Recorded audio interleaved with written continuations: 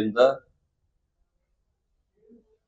2023 ಚುನಾವಣೆಯಲ್ಲಿ ಕಾಂಗ್ರೆಸ್ ಪಕ್ಷವನ್ನ ಒಂದು ಸ್ಪಷ್ಟ ಬಹುಮತದಿಂದ ಗೆಲ್ಲಿಸಿಕೊಟ್ಟಿದ್ದಾರೆ ರಾಜ್ಯಕ್ಕೆ. ಆದ್ರೆ ಈ ಸರ್ಕಾರ ಬಂದು 2.5 ವರ್ಷ ಆಗಿದೆ. ಈ 2.5 ವರ್ಷಗಳ ಅವಧಿಯಲ್ಲಿ ಒಂದ್ಸಲ ನಾವು ಅವಲೋಕನ ಮಾಡಿದ್ರೆ, ಹಿಂತಿರುಗಿ ನೋಡಿದ್ರೆ, ಪ್ರತಿನಿತ್ಯ ತಾವು ಮಾಧ್ಯಮದ ಸ್ನೇಹಿತರು ಈ ಸರ್ಕಾರದ ಬಗ್ಗೆ ವರದಿ ಮಾಡ್ತಾ ಇದೆ. ವರದಿ ಏನಾಗ್ತಾ ಇದೆ ಅಂತಂದ್ರ, ಈ ಸರ್ಕಾರ ಬಂದ ಮೇಲೆ ಇಂಥ ಡೆವಲಪ್ಮೆಂಟ್ ಕೆಲಸ ಮಾಡಿತು, ಇಂಥ ಯೋಜನೆಗೆ ಎಷ್ಟು ದುಡ್ಡು ಬಿಡುಗಡೆ ಮಾಡಿತು, ಇಂಥ ಮಂತ್ರಿಗಳು ಇಂತಲ್ಲಿ ಅಡಿಗಲ್ ಸಮಾರಂಭ ಮಾಡಿದ್ರು, ಇಂಥ ಸಚಿವರು ಇಂತಲ್ಲಿ ಉದ್ಘಾಟನೆ ಮಾಡಿದ್ರು, ಈ ತರದ ಯಾವುದೇ ವರದಿಗಳಿಲ್ಲ. ಪ್ರತಿ ಸಲ ನಾವು ಪತ್ರಿಕೆ ತೆಗೆದಾಗ ಅಥವಾ ಟಿವಿ ಹಾಕಿದಾಗ ನಮ್ಗೆಲ್ಲ ಸಿಗುವಂತ ಒಂದೇ ಒಂದು ವಿಷಯ ಏನಂತಂದ್ರ, ಸರ್ಕಾರ ಬಂದ ಮೊದಲ ದಿನದಿಂದ ಇವತ್ತಿನ ತನಕ ಈ 2.5 ವರ್ಷದ ಅವಧಿಯಲ್ಲಿ ಬಹುಮತ ಇದ್ರೂ ಒಂದು ಅಸ್ಥಿರ ಸರ್ಕಾರ ಏನು ಅನ್ನುವಂತ ಒಂದು ವಾತಾವರಣ ನಿರ್ಮಾಣ ಆಗಿದೆ. ಸ್ಪಷ್ಟ ಬಹುಮತ ಇದ್ರೂ ಕೂಡ ಮುಖ್ಯಮಂತ್ರಿಯ ಕುರ್ಚಿ ಸ್ಥಿರ ಇಲ್ಲ ಈ ರಾಜ್ಯದಲ್ಲಿ ಕಾಂಗ್ರೆಸ್ನಲ್ಲಿ ಅನ್ನುವಂಥದ್ದು ನಮ್ಗೆಲ್ಲ ಕಂಡು ಬರ್ತಾ ಇದೆ. ಯಾಕಂದ್ರೆ ಪ್ರತಿನಿತ್ಯ ಮುಖ್ಯಮಂತ್ರಿ ಬದಲಾವಣೆ ಬಗ್ಗೆನೇ ಚರ್ಚೆ ಆಗ್ತಾ ಇದೆ ಈ ರಾಜ್ಯದಲ್ಲಿ. ಇದರ ಪರಿಣಾಮ ಆಡಳಿತಕ್ಕೆ ಲಂಗು ಲಗಾಮ್ ಇಲ್ದಂಗಾಗಿದೆ.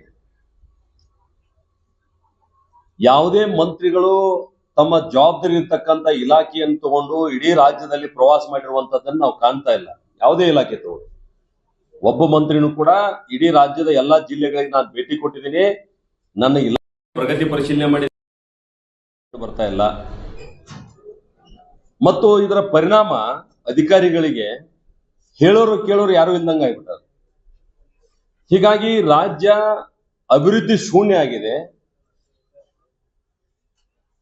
ರಾಜ್ಯದಲ್ಲಿ ಅವರದೇ ಪಕ್ಷ ಶಾಸಕರು, ನಮ್ಮ ಜನ ನಮ್ಮನ್ನು ಕೇಳ್ತಾರ ಹೆಂಗ್ ಕ್ಷೇತ್ರಕ್ಕೆ ಹೋಗೋದು ಅಂತ ಹೇಳಿ ಅವರು ಕ್ಷೇತ್ರಕ್ಕೆ ಹೋಗಕ್ಕೆ ಇವತ್ತು ಭಯ ಬೀಳುವಂತ ಒಂದು ವಾತಾವರಣ ನಿರ್ಮಾಣ ಆಗಿ ಇಡೀ ಕರ್ನಾಟಕ ರಾಜಕಾರಣ ದೆಹಲಿ ಕಡೆ ನಿಂತೋಗ್ಯದ. ಪ್ರತಿನಿತ್ಯ ಇಲ್ಲಿಯ ಶಾಸಕರು ಇಂಥವ್ರನ್ನ ಮುಖ್ಯಮಂತ್ರಿ ಮಾಡ್ರಿ ಅಂತ ಒಂದ್ ಟೀಮ್ ಹೋಗ್ತದ, ಇವ್ರನ್ನ ಮುಂದುವರಿಸ್ಬೇಕು ಇಳಿಸಬಾರ್ದಂತೇಳಿ ಒಂದ್ ಟೀಮ್ ಹೋಗ್ತದ. ರಾಜ್ಯದಿಂದ ಹೋದಂತ ಯಾವುದೇ ಶಾಸಕರು ನಾವು ಕೇಂದ್ರದ ಯೋಜನೆಯನ್ನು ಏನಾದ್ರೂ ತರಬೇಕಂತ ಹೊಂಟಿಲ್ಲ, ಕೇಂದ್ರದ ಹೈಕಮಾಂಡ್ ಎದುರುಗಡೆ ಇವ್ರನ್ನ ಇಳಿಸ್ರಿ ಇವ್ರನ್ನ ಮುಂದುವರಿಸ್ರಿ, ಈ 2 ವಿಷಯ ಬಿಟ್ಟರೆ ಬೇರೆ ಯಾವುದು ಚರ್ಚೆ ಮಾಡ್ತಾ ಇಲ್ಲ. ಹೀಗಾಗಿ ಇವತ್ತು ರಾಜ್ಯದಲ್ಲಿ ಒಂದು ರೀತಿ ಸರ್ಕಾರ ಇಲ್ಲ. ರೈತರ ಪಾಲಿಗೆ, ಜನಸಾಮಾನ್ಯರ ಪಾಲಿಗೆ ಈ ಸರ್ಕಾರ ಸತ್ತು ಹೋಗಿದೆ ಅನ್ನುವಂತ ಒಂದು ವಾತಾವರಣ ಇವತ್ತು ನಿರ್ಮಾಣ ಆಗಿದೆ. ನೀವು ಕಂಡಿದ್ರಿ, ಇತ್ತೀಚೆಗೆ ಕಬ್ಬು ಬೆಳೆಗಾರರು ಬಹಳ ದೊಡ್ಡ ಪ್ರಮಾಣದಲ್ಲಿ ಹೋರಾಟ ಮಾಡಿದ್ರು ಇಡೀ ರಾಜ್ಯದೊಳಗೆ. ಈರುಳ್ಳಿ ಬೆಳೆಗಾರರು ಹೋರಾಟ ಮಾಡಿದ್ರು. ಪ್ರಸ್ತುತ ಈಗ ಮೆಕ್ಕೆಜೋಳದ ಬೆಳೆಗಾರರು ಕೂಡ ಬಹಳ ದೊಡ್ಡ ಪ್ರಮಾಣದ ಹೋರಾಟವನ್ನ ಮಾಡ್ತಾ ಇದ್ದಾರೆ. ಕೇಂದ್ರ ಸರ್ಕಾರ 2,400 ರೂಪಾಯಿ ಮೆಕ್ಕೆಜೋಳಕ್ಕೆ ಬೆಂಬಲ ಬೆಲೆ ಕೊಟ್ಟ ಮೇಲೆ ಖರೀದಿ ಮಾಡುವಂತ ಜವಾಬ್ದಾರಿ ರಾಜ್ಯ ಸರ್ಕಾರದಿದೆ. ಒಂದೇ ಒಂದು ಖರೀದಿ ಕೇಂದ್ರ ತೆರೀಲಿಕ್ಕಾಗಿಲ್ಲ ಇವತ್ತಿನ ತನಕ. ನೀವು ಬಿಜಾಪುರದಲ್ಲಿ ನೋಡಿದಿರಿ, ನಾನು ಕಳೆದ ಬಾರಿ ಬಂದಾಗ ಬಹಳ ದೊಡ್ಡ ಪ್ರವಾಹ ಬಂದಿತ್ತು. ಅತಿವೃಷ್ಟಿ ಮತ್ತು ಫ್ಲಡ್ ಅಂದ್ರೆ ಪ್ರವಾಹ ಬಂದಿತ್ತು. ಏನ್ರಿ, ಫ್ಲಡ್ ಬಂದಿತ್ತು, ಅತಿವೃಷ್ಟಿ ಆಗಿತ್ತು. ಅತಿವೃಷ್ಟಿ ಅಂದ್ರೆ ಬಹಳ ಮಳೆ ಆಗಿತ್ತು, ಫ್ಲಡ್ ಅಂದ್ರೆ ನಮ್ದು ನೆರೆ ಬಂದು ಹೋಗ್ತಿಲ್ಲ. ಆ ಸಂದರ್ಭದಲ್ಲಿ ಬಹಳ ದೊಡ್ಡ ಪ್ರಮಾಣದ ಬೆಳೆ ಹಾನಿಯಾಗಿದೆ. ಕೇವಲ ನಾವು 1 ಲಕ್ಷ ಹೆಕ್ಟರ್ಗಿಂತ ಹೆಚ್ಚು ಬೆಳೆ ಬಿಜಾಪುರ ಒಂದೇ ಜಿಲ್ಲೆಯಲ್ಲಿ ಹಾನಿಯಾಗಿದೆ.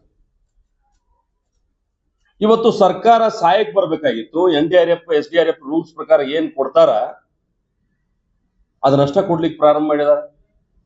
ಹಿಂದಿನ ಬಿಜೆಪಿ ಸರ್ಕಾರದ ಅವಧಿಯಲ್ಲಿ ನಾವು ಪ್ರತಿ ಹೆಕ್ಟರ್ಗೆ 10,000 ರೂಪಾಯಿ ಎಕ್ಸ್ಟ್ರಾ ಸೇರಿಸಿ ಕೊಟ್ಟಿದ್ವಿ. ಯಾಕಂದ್ರೆ ರೂಲ್ಸ್ ನೋಡ್ಲಿಲ್ಲ ನಾವು. ರೈತರ ಪರವಾಗಿದ್ದೀವಿ, ರೈತರು ಉಳಿಬೇಕು, ರೈತರ ಬದುಕು ಹಸನಾಗಬೇಕನ್ನುವಂತ ಕಾರಣದಿಂದ ನಾವು 10,000 ರೂಪಾಯಿ ಸೇರಿಸಿಕೊಟ್ಟಿದ್ದೀವಿ. ಇವ್ರು 1 ರೂಪಾಯಿ ಕೊಡ್ತಾ ಇಲ್ಲ. ಅವತ್ತು ಮನೆಗಳ ಬಿದ್ದಂತ ಸಂದರ್ಭದಲ್ಲಿ ನಾವು 5 ಲಕ್ಷ ರೂಪಾಯಿಯನ್ನು ಕೊಟ್ಟಿವಿ. ಮನೆ ಬಿದ್ದಿದ್ದಕ್ಕ, ಭಾಗಶಃ ಬಿದ್ದಿದ್ದಕ್ಕ 3 ಲಕ್ಷ ರೂಪಾಯಿಗಳನ್ನು ಕೊಟ್ಟಿವಿ. ಮನಿ ಒಳಗೆ ನೀರ್ ಹೊಕ್ರ ಸಾಕು 10,000 ರೂಪಾಯಿ ಅವ್ರಿಗೆ ಬಾಂಡಿ ಖರೀದಿ ಮಾಡ್ಲಿಕ್ಕೆ, ಹಾಸಿಗೆ ಹೊದಿಕೆ ಖರೀದಿ ಮಾಡ್ಲಿಕ್ಕೆ ಕೊಟ್ಟಿವಿ. 50,000 ರೂಪಾಯಿ ಅವ್ರಿಗೂ ಕೂಡ ಪರಿಹಾರ ಕೊಟ್ಟಿವಿ. ಆದ್ರೆ ಇವತ್ತಿನ ಸರ್ಕಾರ ಒಂದೇ 1 ರೂಪಾಯಿ ಆ ರೀತಿ ಬಿಡುಗಡೆ ಮಾಡಿರುವಂತ ಉದಾಹರಣೆ ಇಲ್ಲ. ಹೀಗಾಗಿ ಈ ಸರ್ಕಾರ ಸತ್ತು ಹೋಗಿದೆ. ಈ ಸತ್ತು ಹೋಗಿರ್ತಕ್ಕಂಥ ಸರ್ಕಾರವನ್ನ, ಕುಂಭಕರ್ಣೆಯಲ್ಲಿದ್ದಂತ ಸರ್ಕಾರವನ್ನ ನಾವು ವಿರೋಧ ಪಕ್ಷವಾಗಿ ಭಾರತೀಯ ಜನತಾ ಪಾರ್ಟಿ ಕಿವಿ ಹಿಂಡಬೇಕು, ಅವರಿಗೆ ಒಂದು ಎಚ್ಚರಿಕೆಯನ್ನು ಕೊಡಬೇಕನ್ನುವಂತ ಹಿನ್ನೆಲೆಯಲ್ಲಿ 3 ಹಂತದ ಹೋರಾಟಗಳನ್ನು ನಾವು ತಗೊಳ್ತಾ ಇದ್ದೀವಿ.